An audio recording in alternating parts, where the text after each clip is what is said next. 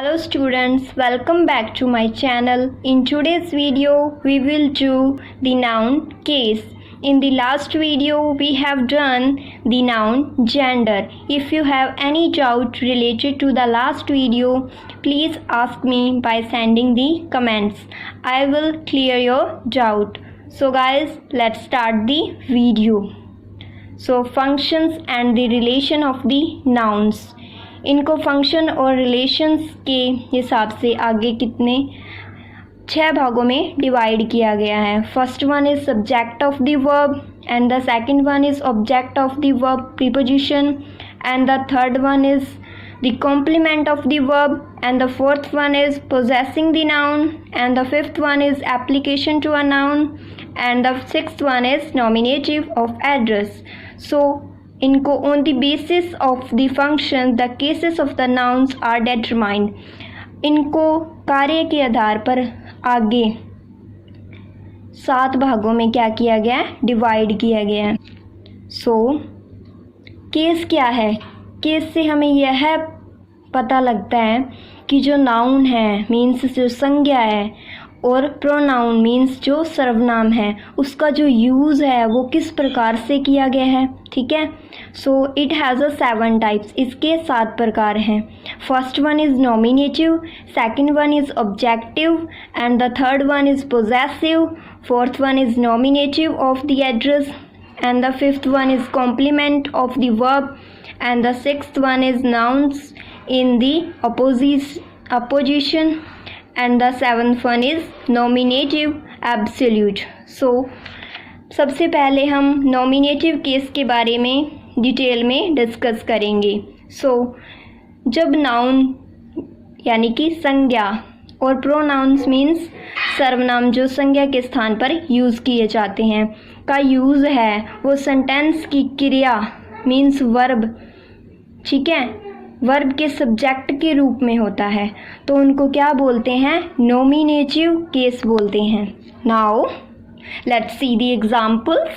Now so Deepak wrote a poem, okay, and the iron is a useful metal, boys are playing cricket. So इसमें जो ये है road है, ठीक है, यूजफुल मेटल है, ठीक है. सो इसमें जो दीपक है, आयरन है, बॉयज़ है, ठीक है, इनका जो यूज़ है ना वो नॉमिनेटिव की तरह हुआ है. सो नॉमिनेटिव केस में क्या होता है, इसको समझने का सबसे बेस्ट वे पता है क्या है, अगर हम हु लगाकर क्वेश्चन करेंगे, ठीक है, तो क्या होगा, वो नॉमिनेटिव होगा. हु लगाकर अगर हम क्वेश्चन करते हैं तो क्या होगा, वो नॉमिनेटिव होगा और हमें उसका आंसर मिलेगा. Like Deepak wrote a poem, who wrote a poem, Deepak wrote a poem. Iron is a useful metal, what is a useful metal, iron. Boys are playing cricket, whom are playing cricket.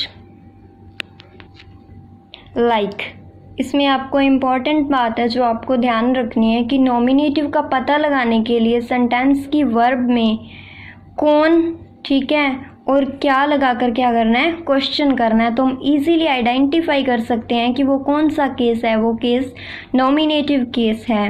अब हम discuss करेंगे objective case के बारे में. जब किसी noun का जो यूज़ है वो वर्ब के ऑब्जेक्ट के रूप में किया जाए. जो पिछला था उसमें हमने सब्जेक्ट के रूप में किया था और अब इसमें हम क्या कर रहे हैं, ऑब्जेक्ट के रूप में कर रहे हैं.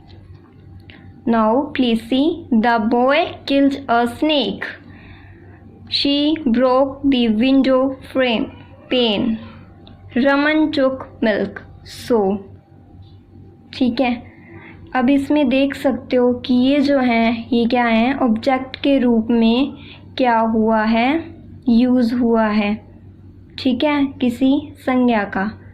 ठीक है, तो इसको क्या बोलेंगे, ऑब्जेक्टिव केस बोलेंगे. ठीक है. अब इसमें भी आपको एक बात ध्यान रखनी है कि a noun which comes after a preposition, ठीक है, अगर कोई नाउन है, ठीक है, कोई संज्ञा है, वो प्रीपोजिशन के बाद में आ रही है तो वो कौन सा केस आएगा? ऑब्जेक्टिव केस होगा, ठीक है। And the second condition is object can be found by putting whom और what बिफोर द वर्ब। अगर हमें ऑब्जेक्ट को फाइंड करना है तो हमें whom और what लगा कर क्या करना है? क्वेश्चन पुट करना है बिफोर दी वर्ब से पहले। तो हम इजीली फाइंड कर सकते हैं कि कौन सा केस है ऑब्जेक्टिव केस है, ठीक है। सम टाइम क्या होता है कि some time two objects are there like direct और indirect. So now we will take an example. My father gave me a watch. इसमें हमें डायरेक्ट और इनडायरेक्ट जो ऑब्जेक्ट है उसके बारे में पता लगाना है। So my father gave me a watch. So a watch से हमें पता लग रहा है कि यह क्या एक डायरेक्ट ऑब्जेक्ट है।